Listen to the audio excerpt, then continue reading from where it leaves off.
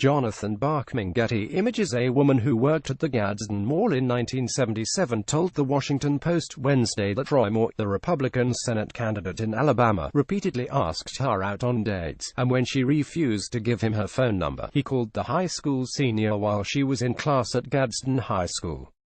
Gina Richardson said her father was a Southern Baptist preacher, and she told Moore, then 30 and an attorney, that he would not approve of her handing out her number. A few days later, she was sitting in class when the principal's office alerted her to a phone call in the office.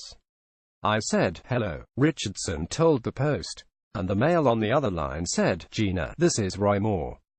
I was like, "What?" He said, "What are you doing?" I said, "I'm in trig class." He asked her out on a date during the call, and again when he saw her at Sears a few days later. Richardson said she felt nervous and flattered, the Post reports, and finally agreed, telling her parents she was going out with friends. After they saw A, Moore drove her to her car, then parked and gave her an unwanted kiss. "It was a man kiss, like really deep tongue," she told the Post. "Like very forceful tongue. It was a surprise. I'd never been kissed like that. The minute that happened, I got scared then. I really did. Something came over me that scared me. And so I said, I've got to go, because my curfew is now." Her account was corroborated by co-worker Kayleigh McLaughlin, who told the Post that after the incident, she would warn Richardson when Moore entered Sears, so she could hide.